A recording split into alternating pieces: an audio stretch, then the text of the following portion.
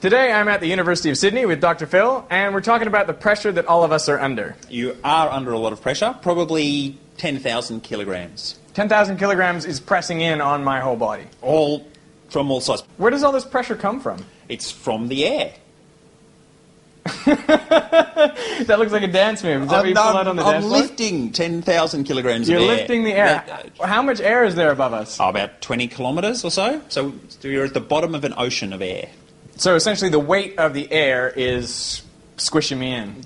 That's right. And all of us. You too. And me too. Wow. You seem to be holding up rather well, though. Thank you, thank you. How do you do it? What is your secret? I've got this special trick. I've got the same amount of pressure inside me.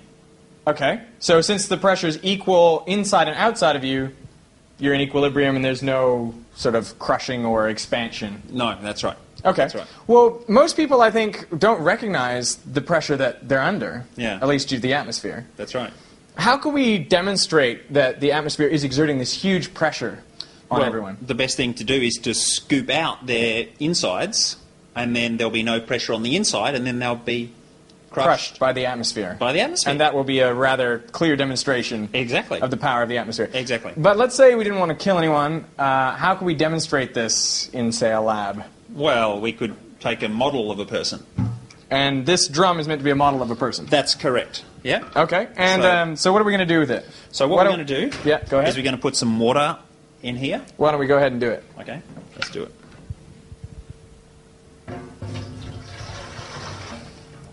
Get it heating up. So we've got some water in the drum, and we're heating it up on this little gas stove here. That's right. Okay. And what is that doing for us?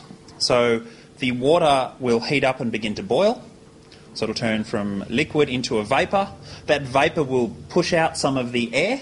Okay, so basically we're going to remove the air from inside the drum and replace it with water vapor? That's right. Okay. Okay. Then once we're sure that it's pretty much emptied of air, we put the stopper in and cool it back down again. Okay, so that's going to condense the water vapor. That's right.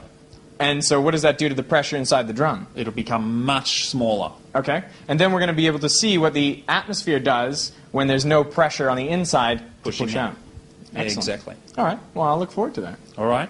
So how long do we have to wait for this to boil and get all sorted? Couple of minutes. Should we do a little time-lapse effect?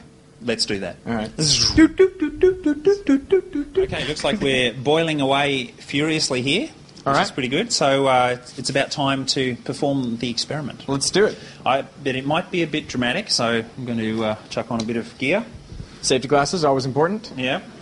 And safety gloves to avoid burning your hands on this very hot drum. That's right. Now, you might want to... You want to put those on?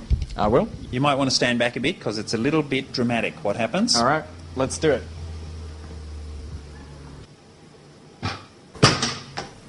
Get the gun to there, and get some cold water onto it.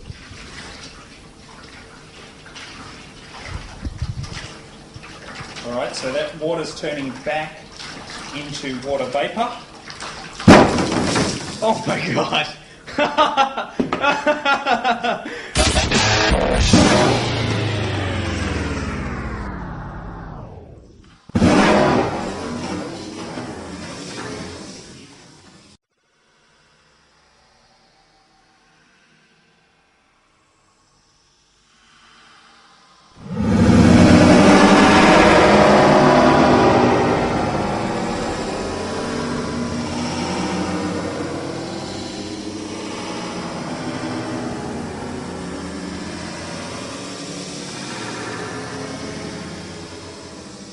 That's what you look like with 3,000 kilograms on your head, 10,000 kilograms on your whole body.